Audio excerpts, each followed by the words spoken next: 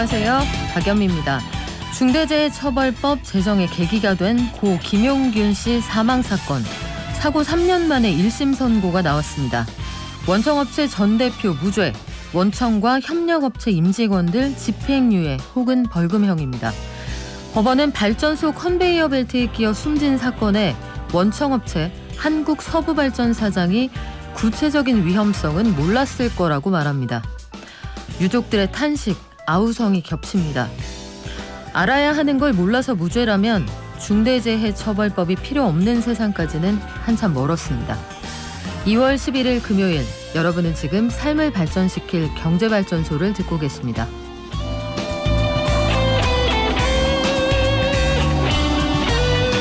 지난해 경상수지는 883억 달러로 역대 3위를 기록했습니다. 올해도 흑자 전망이 예상된다고 하는데 앞으로 어떻게 될지 좀 전망해 보고요. 은행 가계대출은 2달 연속 줄었답니다. 또 정부가 60세 정년 이후에도 일할 수 있는 고령층 계속고용제도를 준비하고 있다고 하는데 고용시장에 어떤 영향을 미칠지 함께 점검해 보겠습니다. 또 기아, 메르세데스벤츠 코리아, 만트럭버스 코리아 5개사 26만 대가 리콜 대상이 됐다, 이런 소식까지 정리해 드릴 건데요. 왜 리콜 대상이 됐을까요? 오늘 증시에서는 간밤 뉴욕 증시 그리고 오늘 우리상 전망해 보겠습니다. 박연미의 경제픽. 오늘 불타는 경제 시간에는 내 경험을 풍요로운 인생의 자산으로 만드는 방법 알려드릴게요. 부를 만드는 경험의 힘, 저자 최영일 시사평론가와 함께합니다. 경제탐사 시간에는 지금 넷플릭스 1위 지금 우리 학교는 이라는 작품과 함께 전 세계에 부는 K-좀비 열풍 김영대 평론가와 알아볼게요. 저희 방송 중에 샵 0951로 문자 주시면 짧은 문자 50원, 긴 문자 100원입니다. 의견 다양하게 주시면 반영하겠습니다.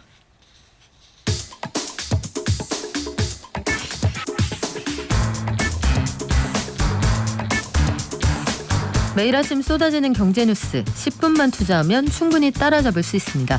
한국경제신문 임현우 기자가 정리합니다. 안녕하세요. 안녕하세요. 네, 임 기자님. 지난해 경상수지가 883억 달러 흑자. 이게 역대 세 번째로 좋은 성적이에요? 네, 맞습니다. 한국은행이 어제 국제수지 잠정 통계를 발표했는데요. 지난해 연간 경상수지 흑자는 883억 달러로 집계됐습니다. 우리나라 경제에 큰 영향을 미치는 수출과 수입의 결과가 드러나는 지표가 바로 경상수지인데요. 1년 전보다 16.3%, 124억 달러가 늘었고 2015년과 2016년에 이어서 역대 세 번째로 큰 흑자였습니다. 운송 수입과 해외 배당 증가 등에 힘입어서 양호한 실적을 거뒀지만 한국은행의 전망치였던 920억 달러에는 미치지 못했습니다. 경상수지에 여러 항목이 있는데요. 이 상품 수출입의 차이인 상품수지 흑자 규모가 1년 전보다 44억 달러 줄어든 762억 달러를 기록했습니다. 수출보다 수입이 증가하는 속도가 더 빨랐던 탓인데요. 이 수출은 전년 대비 25% 늘었지만 원자재 가격 상승과 자본재, 소비재 수요 증가에 따라서 수입 증가율이 31%로 더 높았습니다. 서비스 수지는 31억 달러 적자를 기록하긴 했지만 적자폭은 1년 전보다 115억 달러 축소됐는데요. 운임 상승과 물동량 증가에 힘입어서 운송수지 흑자가 역대 최대인 154억 달러에 이른 점이 큰 기여를 했습니다. 또 임금과 배당, 이자 흐름과 관계가 있는 본원소득 수지는 193억 달러 흑자였는데요. 역시 역대 최대였습니다. 해외 직접 투자와 주식 투자 확대의 영향으로 분석됐습니다. 그렇군요. 원자재 가격하고 국제유가 상승, 상품 수지 흑자 폭을 좀 줄일 거다, 이런 우려도 있어요. 네, 최근에 국제유가가 고공행진을 하고 있는데요. 90달러대를 넘어서 100달러대 전망이 나오고 있고 또 월가에서는 우크라이나 변수에 따라서 최악의 경우 120달러까지 갈 수 있다고도 내다보고 있습니다. 원달러 환율도 1,200원 안팎까지 오르내리면서 원화가 약세를 보이고 있는데요. 역시 리스크로 작용할 수 있겠습니다. 이 작년 12월만 떼어놓고 보면 경상수지 흑자는 60억 6천만 달러로 집계됐습니다. 20개월 연속 흑자를 유지했습니다만 전년 같은 달에 비해서는 반토막이 났습니다. 이 역시 수출보다 수입이 빠르게 늘어서 상품 수지 흑자가 60%가량 줄어든 영향이 컸습니다. 한국은행은 올해 경상수지 불안 요인으로 국내외 전염병 확산세와 글로벌 공급망 차질, 또 원자재 가격과 중국 경제 성장률 등을 꼽았는데요. 이 상품 수지 하락 기조가 이어질지에 대해서는 수출입에 미치는 변수가 워낙 많아서 지금 가늠하기는 어렵다고 설명했습니다. 경상수지에서 가장 중요한 항목이 상품 수지일 텐데요. 우리나라가 원유나 원자재 해외 의존도가 높고 또 대외 여건이 좋지만은 않은 상황이라서 좀 변수가 될 것으로 예상됩니다. 네, 가계부채 통계도 하나 나왔는데 2달 연속 가계대출이 줄었다. 이게 2004년 이후 처음입니까? 네, 어제 한국은행이 발표한 1월 금융시장 동향에 나오는 내용인데요. 1월 말 기준 은행들의 가계대출은 1,060조 2천억 원으로 한 달 전보다 4천억 원 줄어들었습니다. 작년 12월에 2천억 원 줄어든 것에 이어서 감소폭이 더 확대된 건데요. 이 은행 가계대출이 2달 연속 감소한 건 한국은행이 통계 작성을 시작한 2004년 이후에 처음이었습니다. 금융당국의 고강도 가계대출 규제와 이자 부담 증가, 설 상여금 효과 등 여러 요인이 복합적으로 작용한 걸로 보입니다. 일단 올 1월부터 2억 원 이상 대출한 분들을 대상으로 개인별 DSR, 그러니까 총부채 원리금 상환 비율 규제가 적용이 되고 있고요.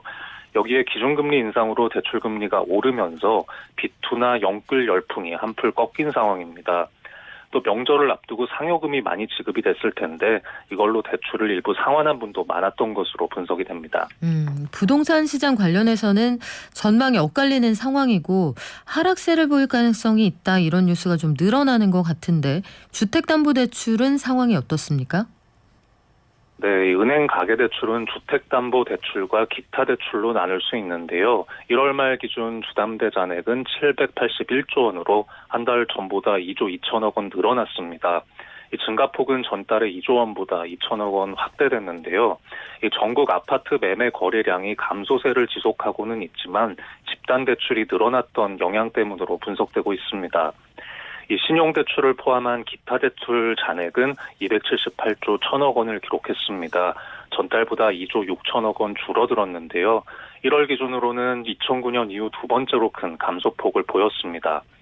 이 반면 기업대출 잔액은 한 달 새 13조 원 넘게 늘어서 1,079조 원에 달했습니다.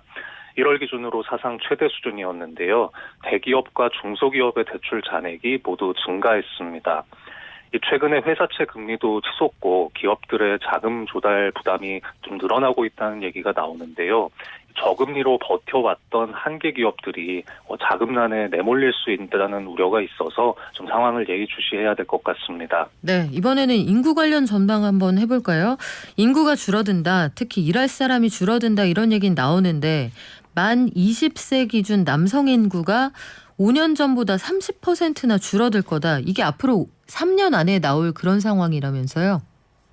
네, 어제 정부의 인구정책 태스크포스 회의에서 공개된 내용인데요. 만 20세 남성 인구는 2020년에 33만 4천 명이었는데 2025년에는 23만 6천 명으로 30% 감소할 것으로 관측됐습니다. 지금 남북이 대치하는 상황에서 병역 의무를 수행할 인력 자원이 그만큼 급감한다는 뜻이 됩니다. 같은 기간에 생산 연령 인구는 177만 명이 줄어들고요. 50년 뒤에는 반토막이 날 것으로 예상됐습니다. 이 생산 연령 인구는 15세에서 64세, 그러니까 경제활동의 주축이라고 말을 할 수 있겠는데요. 2020년에는 3,737만 명에서 2025년에는 3,561만 명으로 감소할 것으로 예상됐습니다. 2019년에 인구 추계 때보다 감소폭이 25만 명 늘어났습니다. 또 2070년의 생산 연령 인구는 1,736만 명으로 53% 급감할 것으로 예측됐습니다. 이 수도권 인구 집중으로 지역 인구 감소는 더 심화될 것으로 예상됐고요. 출산율은 코로나19 영향으로 더 낮아질 것으로 전망됐습니다. 이 인구 절벽 우려가 어제 오늘 얘기가 아니니까 좀 특단의 대책이 필요해 보입니다. 네, 이번에는 차량들 리콜 소식도 들어와 있는데 5개 자동차 회사 26개 차종 무려 26만 6,632대가 제작 결함이 있었다. 어떤 내용입니까? 네, 어제 리콜 조치가 내려진 차량들을 보면은요, 기아와 메르세데스 벤츠 코리아, 안트로포스 코리아와 기흥 모터스, 화창 상사에서 제작을 했거나 수입 판매한 차량들이 포함됐습니다. 우선 기아의 카니발과 레이, K3와 소울 EV, 소울 등 5개 차종의 약 25만 대가 리콜 대상에 들어갔는데요. 이 충돌 시에 에어백이 작동되지 않아서 상해를 입을 가능성이 확인됐습니다. 또 메르세데스 벤츠에서 수입한 CLS 400D4 매틱과 같은 7개 차종 만여 대가 이 냉각수 펌프에 문제가 있는 것으로 드러났고요. 벤츠 S580 4매틱 같은 차량들은 이 엔진 제어 장치에 소프트웨어 오류가 있어서 시동이 꺼질 가능성이 지적을 받았습니다. 또 기흥 모터스에서 수입한 할리데이비슨 펜 아메리카 등등은 손잡이 불량이 문제가 됐습니다. 이번 리콜 대상자는 자동차 회사들이 우편이나 휴대전화 문자로 알려주도록 되어 있고요. 만약에 리콜 전에 소비자가 자비로 수리했다면 비용 보상을 청구하실 수가 있습니다. 네, 지금까지 한국경제신문 임현우 기자였습니다. 고맙습니다. 감사합니다. 네, 저희 날마다 전해드리는 코로나19 확산 상황. 어제 이미 5만 명을 넘어선 상황이죠. 신규 확진자, 사회적 거리두기 계속해서 유지해 주시기 바랍니다. 개미 한 마리, 개미 두 마리, 개미 세 마리가 사과를 들고 하나, 둘, 네, 간밤 뉴욕 증시 그리고 오늘 우리 증시 전망해 보겠습니다. 미래에셋증권 디지털 리서치 팀의 박광남 팀장 연결돼 있습니다. 안녕하세요. 예, 안녕하십니까. 네, 간밤 뉴욕 증시 어땠습니까? 일단 미국 증시는 예상을 상회한 소비자 물가지수 발표에 따라서 연준의 공격적인 통화정책 우려가 부각되며 나스닥이 2% 가까이 하락 출발을 했습니다. 그러나 장중에 바이든 대통령이 성명서를 통해서 물가 안정을 시사하는 움직임이 좀 보이자 상승 전환 등 변화가 나타나기도 했었거든요. 하지만 장 후반 금리 급등으로 하락 요인에 좀 민감한 가운데 이 블러드 총재가 3월 금리 인상을 50bp 인상으로 선호한다고 주장하고 상반기에 100bp 인상을 해야 된다라고 언급을 하자 투자 심리가 더욱 위축되면서 대체적으로 낙폭이 확대되면서 마감된 것이 특징이었습니다. 네, 미국 1월 소비자 물가도 나왔죠. 예, 나왔습니다. 일단 1982년 이후 최고치를 기록한다. 40년 내에 최고치라는 이야기가 좀 나오고 있는데요. 일단 전월 대비 0.6%, 전년 대비 7.5% 상승한 모습입니다. 식품과 에너지를 제외한 근원 소비자 물가 지수도 전월 대비 0.6%, 전년 대비 6% 상승하면서 좀 높은 수치가 나타났습니다. 세부적으로 식품이 전월 대비 0.9, 에너지가 0.9% 올라서 물가 상승을 좀 주도했고요. 전력이 전월 대비 4.2, 연료유가 9.5% 급등한 것이 이번 물가 상승세를 이끌었다라고 보면 될 것 같습니다. 그동안 물가 상승을 이끌었던 중고차는 전월 대비 1.5% 상승하기는 했으나 지난달 증가율보다는 좀 둔화되는 모습이 나타났었고 바이든 대통령도 이런 결과에 대해서 중고차 가격 상승이 좀 멈춰지기 시작했다. 하반기로 갈수록 물가 상승은 좀 둔화될 것이라는 이야기를 좀 하기도 했습니다. 그리고 오미크론 영향에 렌터카를 비롯해서 호스텔, 숙박시설 등 선박 운임 이런 것들도 하락한 것도 조금은 좀 특징적이었고요. 제가 아까 말씀드린 것처럼 바이든 대통령이 인플레의 4분의 1을 차지한 자동차 가격 상승이 완만해지고 있어서 있는 쯤 긍정적이고 올해 말까지 완화될 거라고 이제 이야기를 하는 상황이어서 여기에 조금은 주목해볼 필요가 있을 것 같고요. 다만 이제 정책 금리를 반영하는 시장의 2년물 국채 금리는 25bp 이상 급등하면서 1.6%를 넘어서기도 했고요. 그다음에 10년물 금리도 2%를 넘겼지만 2년물 국채 금리가 더 큰 폭으로 오면서 장단기 금리 차도 좀 많이 좁혀지는 모습이었습니다. 거기다가 장중에 7년물과 10년물 금리가 역전되는 등 투자 심리 위축 요인도 확대됐기 때문에 이 부분도 계속 포인트로 지켜봐야 될 것 같습니다. 그러면 투자자들은 정말 좀 헷갈리는 게 물가가 이러다가 많은 건지 앞서 말씀하신 것처럼 중고차 가격 이런 것들 보면 오르고 있지만 상승폭이 준다. 이쪽에다 밑줄을 그어야 되는 건지 당분간 고물가가 유지된다. 여기에 그어야 되는 건지 되게 헷갈리거든요. 투자자들은 어떤 판단 내리는 게 맞습니까? 사실은 이 시장의 움직임을 좀 보면서 저희가 이 반응을 살펴봐야 될 것 같은데요. 앞서 언급한 것처럼 채권 시장이 피닉스의 움직임을 좀 보인 점 등을 고려했을 때 어떤 특정 트리거가 나타나기 전까지 소위 얘기한 물가가 조금 본격적으로 이제 낮아지는 것 같구나라는 트리거가 나타나기 전까지는 인플레 관련해서 부정적인 센티멘트가 조금 더 부각될 가능성이 좀 높아 보입니다. 사실 오늘 채권 시장이 패닉이 나타난 이유도 이 CPI 발표 이후에 주요 IB들의 금리 인상 전망이 상향됐고 블러드 총재의 매파적인 발언이 좀 더해졌기 때문인데요. 제가 앞서 언급을 드린 것처럼 블러드 총재가 3월에 50bp, 사실 2월 2일자에 50bp 올리지 못하겠다라고 이야기를 했던 분이 갑작스럽게 50bp 인상한다고 얘기를 했고 거기에다가 뭐 상반기에만 100bp를 올려야 된다고 얘기를 했으니까요. 소비자 물가지수 발표 이후에도 뭐 페드바치에서도 3월 50bp 금리 인상이 뭐 93%까지 상향되는 등 일단 당장에는 금리 인상에 대한 전망이 더 강한 상황이다. 그렇기 때문에 제가 앞서 말씀드린 것처럼 물가가 떨어질 수 있을 만한 어떤 트리거를 확인해야지만 아마 시장이 좀 안도할 가능성이 좀 있어 보입니다. 그렇군요.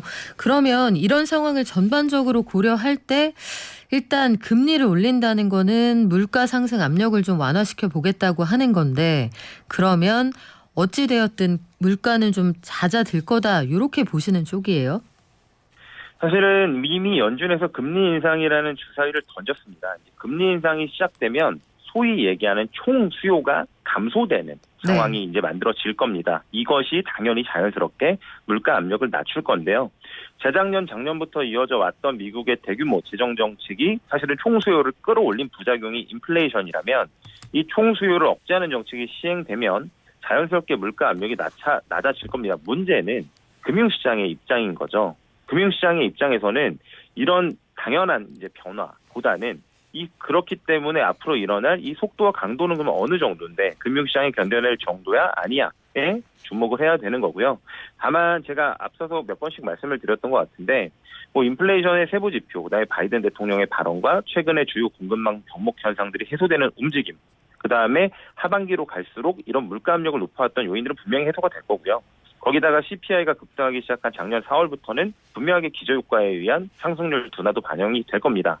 그리고 이거는 좀 다른 이야기지만 마지막으로 리오프닝에 대한 기대감이 저희가 계속 주목해야 된다고 생각을 하는데요. 오늘 시장에서도 리오프닝 관련주들은 상대적으로 강세를 좀 보였고요. 분명 리오프닝이 본격적으로 일어나면 단기적으로는 수요를 자극해서 인플레를 상승시킬 수 있는 요인은 맞습니다. 하지만 고용 병목 현상 해소와 이 스티키한 인플레 압력, 임금 같은 것들이죠. 이런 것들을 낮춰줄 수 있다는 점. 그리고 더욱 중요한 점은 긴축에도 불구하고 성장세가 강하게 나타날 수 있다라는 부분들이 시장에서는 조금 긍정적으로 해석될 수 있는 요인도 있으니까 최근에 어쨌든 국채금리가 많이 상승했거든요. 지금 실제 정책금리는 제로임에도 불구하고 국채금리가 많이 상승한 상황이기 때문에 여기서 너무 과도하게 더 큰 우려를 하실 필요까지는 저는 없다라고 봅니다. 자, 오늘 우리 장은 어떻게 출발했어요? 일단 양대지수 하락 출발을 했고요. 뭐 1% 내외에서 좀 등락을 보이고 있는 모습입니다. 뭐 아무래도 매파적인 연준, 금리 인상 우려, 그다음에 달러 환율도 1,200원을 상회한 이런 부분들이 좀 부진한 영향을 좀 보여주고 있고요. 또한 어제 실적에서 좀 부진하게 발표했던 크래프톤이나 뭐 위메이트, 카카오 등이 좀 약세를 보이면서 낙폭을 뭐 축소하기는 하지만요. 약세 보이는 모습들. 다만 삼성전자나 SK하이닉스 등 뭐 개별 호재가 있어서 좀 강세를 보이면서 낙폭의 추가 확대는 좀 제한적인 모습이기 때문에 조금 더 지켜보시면 좋을 것 같습니다. 네, 지금까지 미래에셋증권 디지털 리서치팀의 박광남 팀장이었습니다. 고맙습니다. 감사합니다.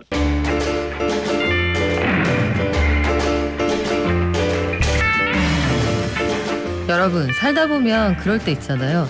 요거 늘 같은 구성, 같은 시간에는 좀 쎄한 그 느낌이 대부분 맞습니다. 왜 그럴까요? 우리가 비슷한 상황을 수없이 겪었지만 빅데이터를 종합해 볼 때 오늘의 공기와 온도와 언어에 담겨있는 그 미묘한 뉘앙스가 다르다는 걸 느끼거든요. 이게 바로 경험이 가지고 있는 힘입니다. 그런데 이런 경험들이 모이면 돈이 된다고 말씀하시는 분이 계세요. 뭐 꼰대라고 해도 어쩔 수 없습니다. 20대, 30대, 40대 과거의 경험들이 차곡차곡 쌓여서 오늘의 나를 만드는 거잖아요. 그리고 그게 현실에서 돈 벌고 우리가 생활을 영위하는데 정말로 필살기가 된다. 이걸 책으로 만드셨거든요. 부를 만드는 경험의 힘, 최영일 시사평론가 오셨습니다. 안녕하세요. 안녕하세요. 자, 불을 만드는 네. 경험의 힘. 제목이 엄청나요. 저는 영광스럽게도 네네. 친필 사인이 된 책을 받고 참 감명 깊게 읽었는데 네, 평론가님이 경험이라는 단어에 주목하신 이유가 있을 것 같아요. 있습니다. 네. 뭐 이 경험, 제가 제일 안타까웠던 건 뭐냐면 책을 쓰게 된 동기가 지난해 여름에 지금 우리는 인류 문명이 가장 고도화된 네. 시절에 살고 있잖아요. 그런데 사람들은 결핍돼 있고 궁핍하고 가난하고 이런 사람이 너무 많아요. 뭐 이제 이 지구촌 얘기가 아니라 우리 주변에 청년 세대들을 보면 너무 힘들게 살고 또 제 또래 중장년이 돼서 직장 쫓겨나서 창업이라도 해야 되겠다. 새로운 도전을 하는데 빈손이라고 다 생각을 하는 거예요. 그리고 우리가 과거에는 뭐 지식이나 정보가 부족했지만 지금은 이게 스마트폰 두드리면 막 정보는 쏟아져 나오는데 왜 이렇게 지식은 넘쳐나고 뭐 문명은 고도화됐다고 하는데 우리 개인들은 더 불행하게 느낄까? 이게 제 고민이었는데 나는 아무것도 안 가지고 있다고 생각을 하는 거예요. 우리 경제발전소를 제가 거의 매일 듣지만 정말요? 감사합니다. 엄청난 얘기들이 나오는데 돈이 돈을 벌잖아요. 그러니까 자산이 있으면 그것은 끊임없이 네. 내가 자고 있을 때도 증식이 되지만 뭐 까먹을 때도 있습니다만. 근데 문제는 미천 네. 자체가 없는 사람이 한국 사회에 너무 많다. 그래요. 그래서 나는 게임 유저라고 치면 인벤토리에 아이템이 하나도 없어. 네. 이렇게 느끼는 게 요즘 MZ세대의 아마 정서가 아닐까 싶은데 그렇죠. 그분들이 보시기에는 최영일 시사평론가는 TV에도 많이 나오시고 네네네. 전문가로서 본인의 커리어도 인정받고 저분은 실패는 안 해봤겠지. 그렇죠. 이렇게 생각하기 그렇죠. 쉽거든요. 최영일 선생님의 그 인생 여정에도 네. 궁핍한 20, 30대가 있었어요. 20, 30대는 풍요로웠어요. 30대는 찬란했어요. 근데 이제 거꾸로 가는데 네. 이 책을 딱 제가 올해 1월에 출간을 했으니까 제가 92년에 대학을 졸업하고 요 시점에 딱 사회에 나와요. 이 사회초년생으로 응애하고 태어난 거죠. 만 30년이 딱 됐는데 최근 10년은 평론가로서 오직 방송에만 전업. 그 전에 40대 한 10년은 신용불량을 극복하느라고 한 8년을 허송세월. 진짜요? 네, 뭐 닥치는 대로 이제 푼돈이 되는 건 일을 했죠. 그 전에 그럼 찬란했던 30대는 뭐였냐? 32살에 벤처 CEO가 됐는데 이야. 창업을 해서 벤처 1세대. 벤처 1.5세대. 1.5세대. 네, 안철수형 1세대. 또 뭐 이민화 회장, 한글과 컴퓨터 이찬진. 네. 저는 1.5세대는 누구랑 시작했냐 하면 당시 다음에 이재용 회장, 의장이죠. 네이버의 이제 이혜진 의장. 이런 분들하고 97년 창업 동기들이에요. 그렇군요. 네. 97년이라 하면 대략 우리나라에 네. 인터넷이라는 게 있대. 그러던 시절이잖아요. PC 통신에서 인터넷으로 막 넘어가던 그쵸. 시절에 인터넷 인프라를 구축해야 할 수많은 IT 기업이 필요했는데 그중에 중추적인 이제 역할을 하게 되는데 97년은 얼만큼 웃기는 해냐면요. 6월에 창업을 딱 했어요. 직원 40명이야. 32살인데 제 계좌에는 200만 원밖에 없어. 근데 딱 11월에 IMF가 터지잖아요. 그렇죠. 그래서 그냥 네. 대기업도 쓸려가는데 스타트업들은 다 쓸려갔는데 그걸 버텨낸 기업이 DJ 정부로 바뀌고 미국의 나스닥 모델 국내에 들어와서 코스닥이 열리고 그러면서 컴텍통 신드롬이라고 컴퓨터 테크놀로지 통신이 들어가면 묻지마 투자가 막 들어오고 그때 이 포항제철의 시총을 세롬 데이터 기술이라는 세롬 기술 갑자기 슬픈 IR-패드 그렇죠. 슬픈 기억이 떠오르네요. 시총이 이제 그 굴뚝 기업을 이제 능가하는 일이 잠깐 벌어졌었죠. 네, 저도 어쩌지 못하고 세롬 기술과 그냥 같이 갔던 그 시절의 기억이 납니다. 그때 뭐 이 벤처 열풍이었고 광풍이었지만 그 다음에 버블이 터지면서 또 엄청난 일이 벌어지죠. 그래서 저는 한 8년 CEO를 하면서 직원 100명, 한 뭐 매출 100억, 그 프리코스닥까지 가서 네. 11억 원의 이제 자본금이 주식으로 발행을 했는데 장외시장에서 한 50배로 거래되던 시절이 있었어요. 야. 그러니까 마켓캡 시총은 한 500억 규모의 회사의 CEO를 30대에 하다가 네. 버블이 터질 때 이제 저희 업종이 이제 웹 에이전시라고 불렀는데 연쇄부도가 납니다. 웹 에이전시 요것도 네. 한때 굉장히 붐이 일었던 붐이었어요. 산업군인데요. 네. 근데 거기서 이제 자사의 어떤 서비스 모델을 개발해서 상장한 회사는 살아남았고 저희처럼 상장 직전에 용역 베이스로 매출을 내던 회사들은 출구를 못 찾고 이제 허물어지게 되는데 정말 좋은 회사들 한 5개가 1년 사이에 도미노로 무너지고 저희도 그중에 하나였어요.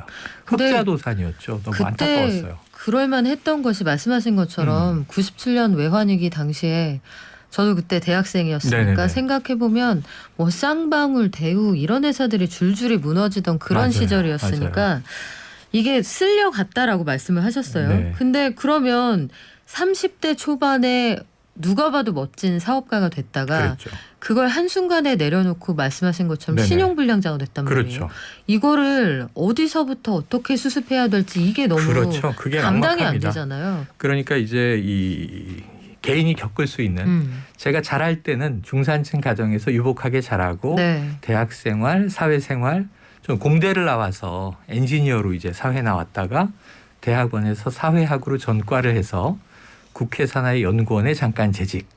그랬다가 또 이게 이 최일도 목사님이 하는 다일공동체라는 그 구제 네. NGO에 들어가서 노숙자 배식 봉사도 하고 또 도시 빈민 연구도 하고 그런데 후원금에서 이제 급여를 주셨어요. 간사죠. 네. 간사로 급여를 받았는데 20대 말 30대 청년이 그 100만 원 후원금을 받는 게 너무 죄송한 거예요. 그게 이제 추라이로 밥 몇십 인분 배식이 되는지 알고 있으니까. 그래서 내가 사지멀쩡한데 돈을 많이 벌어서 여기 기부를 왕창 하고 싶다. 그래서 원래 전 돈이나 사업에 관심이 없다가 그런 동기로 벤처를 창업했는데 IMF를 넘기고 잘 나갔던 거예요. 네. 한 방에 망하고 몇 억은 남겠지. 새로 시작해보자.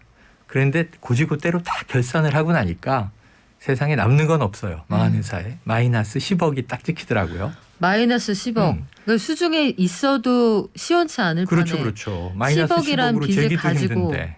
근데 이게 기업 조직을 경영할 때는 큰 돈이 아니었는데 완전히 혈혈단신 개인으로 돌아와서 부채 10억이면 아, 내가 뭘 해서 1년에 1억을 벌어도 10년 동안 한 푼도 못 쓰고 갚아야 이 터널을 빠져나가는 거구나. 생각만 해도 막막한데요. 가능할까?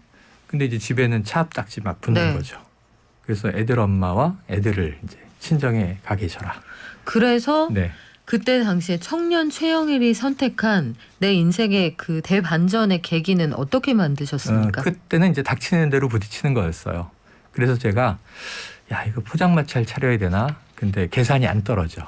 공장에 취업을 해다 계산이 안 떨어져. 돈이 안 되잖아요. 그래서 우선 그때 는 박사과정에 들어갔어요. 아니 10억의 빚을 음. 지고 박사과정을 시작하셨다고요? 저희 회사의 자문 역할을 해주시던 교수님한테 네. 제가 왜 망했는지 좀 공부를 해야겠습니다. 실패의 원인을 찾아야겠다. 그래서 2003년에 망했는데 제 전화번호와 지금도 이메일 뒷번호가 2013이에요. 10년 동안은 사업 안 한다. 야, 2003년에 망했는데 2013년 이후는 난 일 안 한다. 사업 안 한다. 그 사이에는. 왜냐하면 수많은 실패한 CEO가 더 많죠. 성공한 CEO보다. 그렇죠. 그분들이 어떻게 사는지를 관찰해 보니까 빨리 사업으로 망한 건 사업으로 극복해야지 하고 재기에 너무 좀 조급증을 내시다가 자기 명의로 사업이 안 되니까 동업을 해요. 그렇죠. 가족이나 친구나 뭐 지인이나. 근데 이게 잘 돼도 분쟁이 나고 안 되면 원수가 되고. 그러네요. 잘 네. 되면 지분 싸움이 날 거고 그렇죠. 안 되면 다 같이 더 힘들어질 테니까 실연의 상처는 새로운 사랑으로 잊고 네, 뭐 이런 게 사실 그건 하림 씨의 노래에나 나오는 얘기고. 실제로 잘 안 되죠. 네, 사랑은 뭐 어떻게 해보면 또 그런 좋은 기회가 있을 수 있지만 사업은 정말 위험하다. 그래서 10년 사업 안 하고 자기 투자만 한다. 자, 박사 공부. 네. 학위는 제가 못 끝내고 코스옥만 마쳤는데 그 사이에 뭐 재판도 막 하고 그러면서 이제 돈을 벌기 위해서 기업체 강사를 뛰어요. 강사. 예, 기업체 강사. 짭짤해요. 예, 이게 많이 들어오면. 네. 그런데 이게 이제 저는 주로 실패학을 강의했죠. 내가 왜 실패했느냐. 네. 여러분은 이렇게 하지 말아라. 자기 경험도 녹여내서 네. 그걸 일반화해야 돼요. 왜냐하면 이제 그 각 조직, 회사, 개인 상황이 또 맞춰줘야 되니까 일종의 이제 기업 교육 컨설팅이죠. 최적화를 해서 네. 그러면 그때부터 본인이 실패했다는 그 경험을 상품화하신 건데 그렇죠. 제가 책에서 이런 단어를 봤어요. 경력자와 비경력자. 경험자와 비경험자는 동화 반복이 아니다. 이거는 다른 개념이다라고 강조를 하셨더라고요. 네네. 그게 중요한 거예요. 네. 지금 젊은이들이 가장 막막한 게 신입은 안 뽑아. 경력만 뽑아. 근데 경력을 이력서에 한 줄 두 줄 스펙이라고 써놓을 제가 뭐 몇 년 몇 월 며칠 어느 기업에 입사해서 뭐 인턴을 6개월 했고 그다음에 어느 회사에 가서 2년 동안 신입사원으로 뭐 이 이력이 있습니다. 네. 그럼 경험자가 되는 거죠. 근데 경력자는 보통 2, 3년 이상의 동종업계에 종사했느냐를 보는데 그 이력서에 쓸 게 없으면 나는 그 신입이잖아요. 심지어 방송사에서 아나운서로 네. A사에서 3년 일하다가 좀 더 큰 방송사로 갈 땐 경력 인정 못 받아요. 신입으로 가요. 그래서 저는 경력은 행정적인 표현인데 이력서에 써넣을 게 있느냐 없느냐. 근데 영어로 경력이 경력자 그럼 experienced. 근데 이걸 우리말로 다시 번역해 보니까 경험자. 너 경험해 봤어?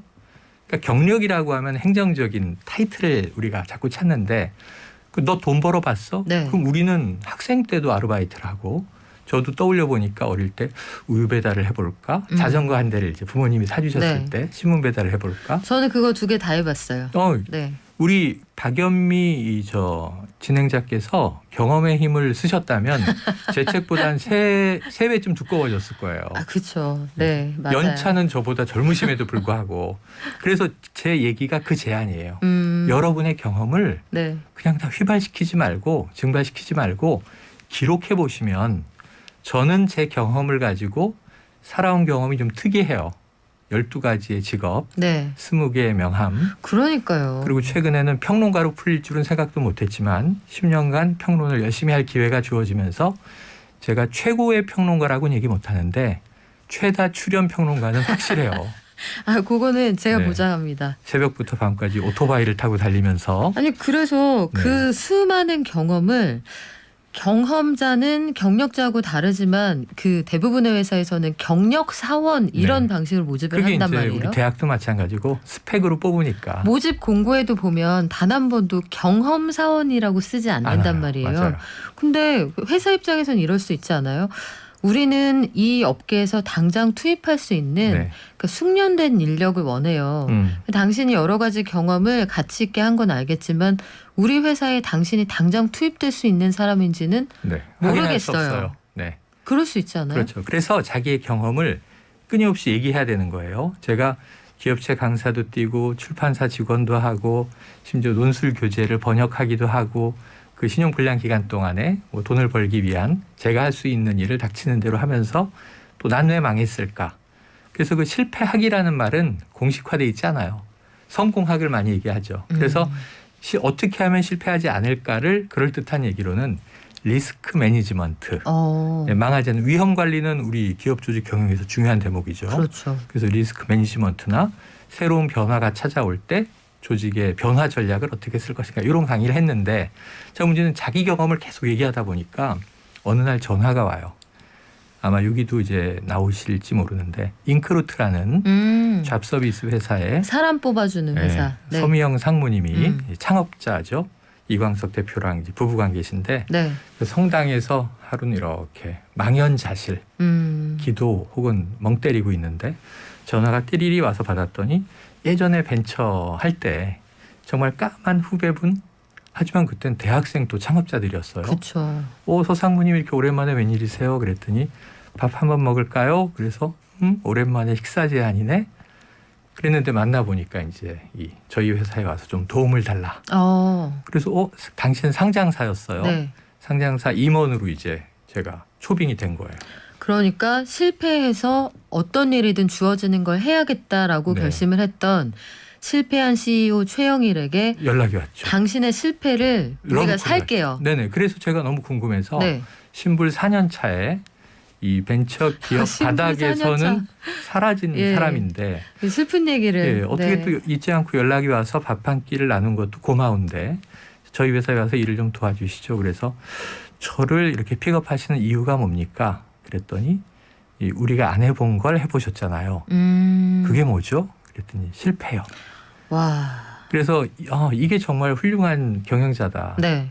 리스크를 매니지먼트 할 수 있는 실패 경험이 많은 사람들을 모으는 것도 때로는 힘이 돼요. 이제 적재적소에 잘 써야 되지만 중요한 건 그래서 우리 젊은이들에게 아까 경력으로는 당신의 실패를 경력으로 써보시오. 이런 회사는 없어요. 없죠. 근데 자기가 자기 경험 이야기를 하면서 제가 돈을 벌기 위해서 이런 장사도 해보고 저런 아르바이트도 해보고 또 이런 노력을 해봤는데 여기선 어떤 교훈을 얻었고 여기선 어떤 의미를 찾았고 여기서는 교훈은 이미 다 없지만 이런 게 재밌었습니다. 라고 하는 스토리텔링을 잘하면 사실은 저는 사람을 많이 뽑아본 위치에 있었던 네. 사람이에요. 늘 면접 보고 사람 뽑고 때로는 또 이제 인사 고과도 평가하고 근데 그걸 30대 40대에 많이 해본 결과로는 아 이력서는 중요하지 않다. 요즘에 이력서에 제일 이제 안 보는 게 사진이거든요. 왜냐하면 여러 가지 이유로 안 보죠. 오는 네. 분들과 늘 다르기 때문에 그렇죠. 남녀 불문입니다. 네. 자, 그래서 그것처럼 스펙도 안 맞더라. 스펙이 50% 이상 안 맞아요.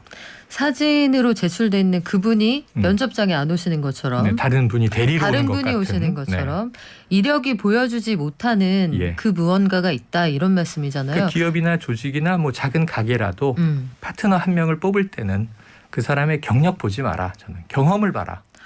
그 사람의 근데 이야기를 들어봐라. 이런 얘기를 꼭 드리죠. 면접관들이 다 우리 최영일 선생님처럼 해안이 있으면 좋은데 요거 하나는 그 시험 보러 가시는 분들한테 아주 직접적인 면접 팁이 될 것 같아요. 네네. 말씀하신 것처럼 대부분은 포장하려고 하거든요. 그렇죠.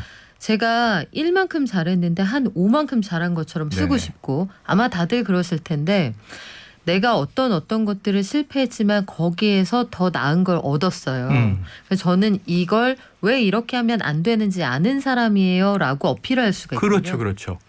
해봤더니 안 되는데 그냥 안 됐습니다. 실패 끝이 아니라 그 경험을 제가 복기해 보면서 곰곰이 따져보니 성찰해 보니 뭐 분석 연구를 해보니 이런 원인을 찾아냈습니다. 그걸 그래서 기록해야겠어요. 그래서 이 책에서 얘기하는 네. 이제 앞부분은 제 경험, 지금 얘기 드린 경험들이 이제 주로 나오고 경력, 뭐 이런 어떤 우리가 과시하는.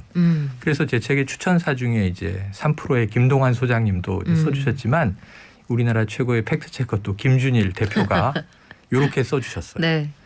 이 잘 보이려거나 돋보이려고 부풀리지 않은 그대로의 팩트. 그래서 이 안에 이 책이 제가 그래도 좀 이렇게 말씀드리고 다닐 수 있는 건 있었던 이야기를 담담하게 기록을 했고 그리고 뒷부분에 가서는 네. 당신의 경험을 어떻게 상품화해야 경험을 정말 돈으로 만들 것이냐. 당신이 뭐 주식이나 예금이나 부동산이 있으면 경험 굳이 파먹지 않아도 될 수 있는데 어떻게 굴릴지만 고민하면 되는데 미천이 없는 분들은 나의 안에서 미천을 끌어내야 되는데 나 자신의 미천이라는 건 사실은 살아온 경험밖에 없거든요. 그것을 SNS에 포스팅 하잖아요. 네. 요즘에 최근에도 한 분 만나서 커피 마시는데 어우 전 SNS 보면 짜증이 나요. 왜 그렇게 다 잘 살아요? 그래서 제가 아니 내가 네 걸 봤더니 너도 잘 살던데 아픈 건 못 쓰죠. 아 쌍방이군요. 네, 그러니까 다 아픈 네. 거예요. 사람들이 다 아픈데 SNS는 그냥 화목하고 행복하고 그냥 윈도우 즐겁고. 드레싱을 하죠 사실은. 네, 다 그렇게 사는 네. 건데 그런 거 말고 좋아요 막 받으려는 예쁜 사진 포스팅 말고 저는 수첩에다가 그날의 스케줄을 이제 이 볼펜으로 늘 기록을 해요. 근데 그거는 약속만 있어요. 예를 들면 뭐 이제 2월 11일 박연미 경제발전소 출연 오늘 첫 스케줄인데 근데 이렇게 하고 나면 또 우리 박 기자님하고 나눈 이야기들이 네. 기억에 남고 여기서 몇 줄의 기록을 남길 거고 어쩌면 오늘 뭐 이제 방송 출연 장면을 SNS에 올릴 수도 있죠. 반드시 올리실 것 같은데 네. 전 그런 생각 들었어요. 최쌤 그 SNS나 아니면 평소에 보면 항상 본인을 약간 객관화해서 네네네. 기록하시잖아요. 그게 일기라고 생각을 하는 거예요. 공개 일기. 남들이 좀 씁쓸한 장면도 있고 네. 또 뭐 스산한 장면도 있고 그래도 이제 좀 이 희망적인 거 올리려고 노력은 하지만 네. 있는 그대로 기록을 오래 쌓으면 객관화한다는 거는 평가하지 않고 나 영국 여행 갔는데 아이들하고 뮤지컬 봤다. 아이들이 뮤지컬에 감동하는 걸 보니까 아빠로서 내가 또 기쁘더라. 뭐 이제 이게 오늘에 이제 있었던 일, 오늘의 3년 일기네요. 전, 10년 네. 전 그것들을 쭉 기록을 해놨다가 자주 들여다봐야 돼요. 근데 이 들여다보는 게 연대기적으로 보는 게 아니라 오늘 딱 나오는데 날이 조금 풀렸네? 네. 봄 기운이 있네? 그럼 어느 해에 봄이 연상될 수 있어요. 아, 그때 이런 비슷한 느낌이었는데 내가 뭘 했지, 누구 만났지, 아 그때 나이가 어떤 사건이 있었지, 뭐 가족 사이 그게 희비극일 수도 있고 지인 간의 관계에서 저도 오늘 딱 나오는데 떠오르는 이제 목사님 친구 한 명이 있는 거예요. 제가 그 신용불량으로 고통받을 때 그 친구는 보증금을 날렸어요. 연대보증으로 섰다가 원수되는 거죠. 최영일 선생님이 네. 사업에 본인이 보증을 섰다가 그러니까 친구가 제가 보증금을 사업이 힘들 날렸다고요. 때 목사님이 무슨 돈이 있겠어요. 근데 그냥 자기 집 보증금 몇 네. 천만 원을 담보로 걸고 인보증을 쓴 거죠. 근데 제 회사가 부도나니까 그 친구의 보증금이 다 뺏기면서 다행히 교회에 사택이 있어서 들어가서 몇 년 버텼지만 그 친구 인생에 지대한 피해를 준 거잖아요. 근데 그 친구가 어느 날 전화가 온 거예요. 요런 날씨에. 네.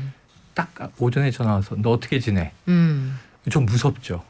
엄청난 이제 민폐를 준 친구니까 안 만나고 싶죠. 네.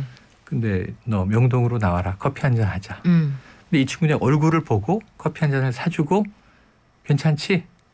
그럼 됐어. 아, 그리고 가는 거예요. 멋지다. 그 순간 이제 딱 흐르는 눈물. 여기에서 또 최영일 선생님은 아마 오늘 시간이 많지 않아서 끝까지는 저희가 전해드릴 수 없겠지만 그걸 느끼셨을 거예요. 저는 그때 그 친구에게 이런 부분을 감동받아서 인간관계를 할 때 네. 혹은 노무나 인사관리를 할 때 이런 부분에 교훈을 얻었습니다라고 결론을 네. 내리셨죠. 그렇죠. 저희가 그래서 최쌤 말씀하시는 거 보면 최영일 시사평론가로도 불리고 쌤으로도 불리고 네. 강사님, 교수님 이름이 굉장히 네. 많잖아요. 이제 책 얘기할 땐 작가로. 그렇죠. 작가님으로도 불리고요. 본인이 가지고 있었던 그 하루 일과에서도 매일매일 교훈을 찾아낸다. 네. 실패에서도 나를 상품화할 수 있는 요소를 찾아낸다.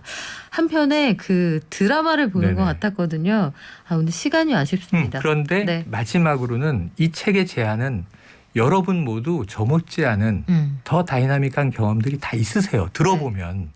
그래서 여러분도 기록을 꼭 하시고 자기 경험을 좀 쪼개서라도 젊으면 젊은 대로 나이가 있으시면 있으신 대로 내 경험을 좀 상품으로 컨텐츠로 다듬는다면 어떤 목소리에 다른 사람들이 나의 직접 경험이 타인의 간접 경험으로 도움이 될까? 이걸 늘 생각을 해보시고 그리고 네. 자기 객관화, 자기 평가, 스토리텔링, 정리. 그럼 여러분들도 경험이 넘쳐나실 텐데 네. 이 책 다음 거는 관계의 힘이에요. 아니 다음 책까지 지금 이 마케팅을 하시는 이게 3부작이에요. 그렇군요. 네, 네. 그래서 경험 은행을 꼭 네. 만들 테니까 저에게 여러분의 또 많은 경험을 공유해 주시길 바랍니다. 네, 오늘 오전 시간에 바쁘실 텐데 시간 네. 내주셔서 고맙습니다. 아유, 감사합니다. 불러주셔서. 네, 지금까지 불을 만드는 경험의 힘 저자 최영일 시사평론가와 함께했습니다. 고맙습니다. 고맙습니다. 경제를 이해하는 똑똑한 습관. 경제발전소 박연미입니다.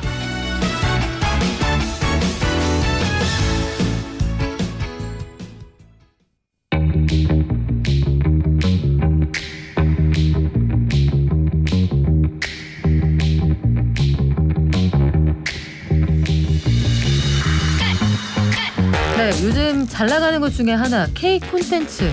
그 중에서도 콘텐츠를 관통하는 최대 공약수 K 좀비가 아닐까 싶은데요. 아, 왜 이렇게 무섭지 싶다가도 다들 좋아하고 한국만 좋아하는 게 아닐 땐 그럴 만한 이유가 있겠지 싶기도 합니다. 오징어 게임은 뭐 좀비까지는 아닙니다만 좀 살풍경했고 지금 우리 학교는 지우학도 굉장한 열풍을 불어일으키고 있다고 하는데 왜 그러는 건지 국내 최고의 평론가 김영대 평론가와 알아볼게요. 안녕하세요. 그 앞순서가 최영일 선생님이어갖고 네. 제가 오늘 방송을 할 수 있을까 좀 걱정은 했었는데 저는 오랜 친분을 통해서 이제 선생님께 사인을 드리는 방법을 많이 터득했답니다. 그렇군요. 네, 뒤에 한 명이 더 있다. 여간에서는 말씀이 안 끝나시는 분이라서 네. 아무튼 너무 반갑게 잘 들었고 지금 뭐 보셨어요? 지우학? 봤죠. 아니 뭐 아. 다 줄여 요새는. 이게 스우파도 아직 익숙치 않은 분들이 지우학. 계실 거예요. 지우학. 우학이라고 제 친구가 있었던 것 같은데. 주변에 지우학이라고 할 때 혼자 조용히 검색해 보시는 분들 계시거든요. 지금 우리 학교는 이라는 OTT에서 방영되고 있는 우리나라가 만든 드라마거든요. 보셨습니까? 아, 봤어요. 봤는데 저는 사실은 요게 이제 스포일러를 좀 조심하면서 말씀을 드리면 좀 폭력적이고 이런 폭력적이죠? 장면들이 굉장히 제법 셉니다. 있잖아요. 그래서 이게 화면은 좀 그런데 어쨌든 재미 요소들은 뭔진 알겠더라고요. 최근에 뭐 그 트렌드일 수도 있을 것 같은데 어쨌든 사람들이 너무 화제가 되고 그 OTT 이 넷플릭스 같은 경우는 그 파괴력이 또 막강하다 보니까 뭔가 이렇게 화제가 되면은 이 안보 빠른 이게 전 시즌이 한 번에 공개가 되잖아요. 과거 같은 경우는 일주일에 한 회씩 뭐 이렇게 그 연속극이라고 하잖아요. 그런데 이제 연속극 옛날 사람 연속극 맞잖아요. 미니 시리즈 연속극이 정확한 명칭입니다. 사실은. 연속극. 네, 이게 네. 시리즈란 뜻인데 네. 근데 이게 이제는 한 시즌이 한 번에 공개가 되니까 이거를 빨리 안 보잖아요. 그러면은 대화가 안 돼요. 대화가 안 되고 빨리 분석이 안 되고. 그래서 이제 저도 다 보긴 했는데 네. 이게 지금 뭐 난리 났다면서요. 난리는 났죠. 예, 그리고 뭐 우리가 알고 있는 최근에 오징어 게임 열풍만큼은 아니지만 사실 그에 준하는 지금 성적을 거두고 있죠. 넷플릭스 그 누적 시청 그 시간 네. 보통 그 시간을 되게 중요하게 생각합니다. 그쵸. 이걸 얼마나 틀어놓고 있느냐. 근데 오징어 게임이 뭐 단연 부동 1위고 그 이후에 이제 그 외화 그러니까 미국 입장에서 그 넷플릭스 입장에서 비영어권 콘텐츠만을 봤을 때 지금 4위 종이의 집 다음에 예, 그 뒤에 5위를 지금 마크하고 있거든요. 어마어마한 지금 사실은 시청 그 시간입니다. 3억 6,100만 시간.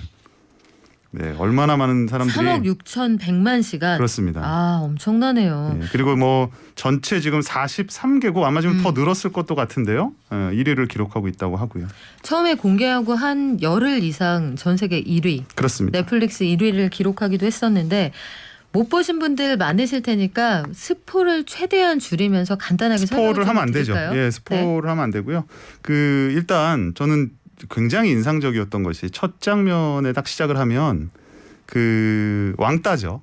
예, 학폭 장면으로 시작이 돼요. 뭐 이건 뭐 스포는 아닙니다만 네. 거기서 사실은 이 드라마가 가지고 있는 성격 그리고 이 드라마가 지향하는 바 그리고 더 나아가서는 이것이 좀비물 흔히 K-좀비라고 하는 장르물을 띠고 있지만 결국에는 우리 주변의 학교 얘기구나. 그래서 사실 이게 All of us are dead. 그러니까 다 우리는 다 죽었다라는 그 영어 제목으로 지금 번역이 되고 있지만 지금 우리 학교는이라는 제목이 굉장히 적절하죠. 그러니까 정말 지금 바로 이 순간에 우리 학교의 모습을 다룬 다만 그것을 좀비라는 장르물의 형식을 빌어와서 표현했을 뿐이다라는 사실이 사실은 첫 장면에서 굉장히 명확해집니다. 그리고 뭐 그 이외에는 뭐 스포가 될 수 있으니까 뭐 좀 뭐 이상한 사람들이 등장을 하기도 하고 그래요. 그 안에서 다양한 학교에서 우리가 벌어질 수 있는 모든 갈등들이 사실은 뭐 조금 그 수위가 높게 그려지기도 하고 때로는 아 실제로 저래 싶기도 하지만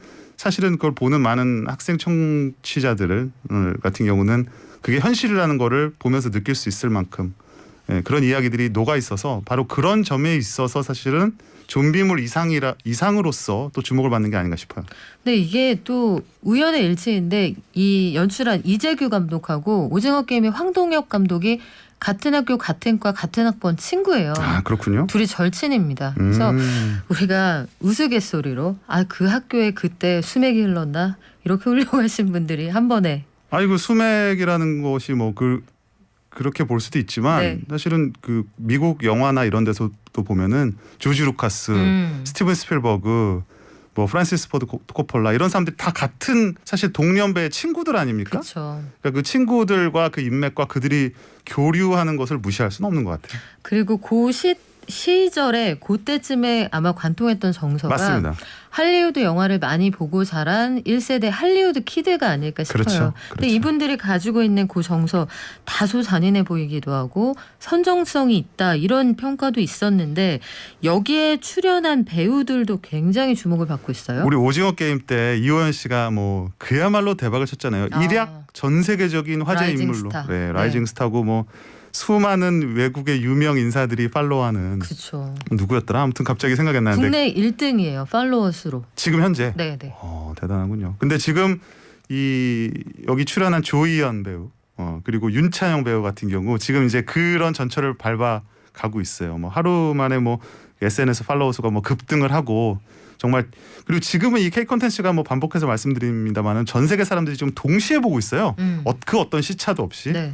그렇기 때문에 정말 하루 자고 일어나면은 전 세계 모든 사람이 어느 순간 나를 팔로우하고 있는 그런 정말 독특한 경험을 할 수밖에 없는데 뭐 흥미로운 거는 이 조현 씨 같은 경우는 이 원작이 원래 웹툰인데 이 웹툰이 좀 오래된 웹툰이에요. 10년 이상 된 웹툰인데 그렇기 때문에 이 원작이 나왔을 때는 정작 이 원작을 보진 못했다고 해요. 그래서 이번에 이제 연기를 통해서 본인이 이제 캐릭터를 새롭게 해석을 한 건데 아무튼 뭐 등장하는 배우들 뭐 조희연 씨도 그렇지만은 또 그 우즈베키스탄 출신의 배우로 지금 많이 또 화제를 몰고 있는 로몬 씨, 박솔로몬 씨라는 분인데 이분도 지금 사실은 또 전 세계적인 관심을 또 불러 모으고 있습니다. 그래요. 뉴욕타임스 광고를 보고 인기를 실감했다 이런 얘기도 하던데 해외에서도 반응이 굉장히 뜨거워요. 그렇습니다. 일단 또 외모가 언뜻 봐서 아이돌 그룹 출신의 누군가라는 그 궁금증을 불러일으키기도 하죠. 그리고 그 또 특징적인 외모 또 그 출신, 그러니까 우즈벡 물론 이제 본인은 우즈벡에서 태어났지만 일찍에 한국에 와서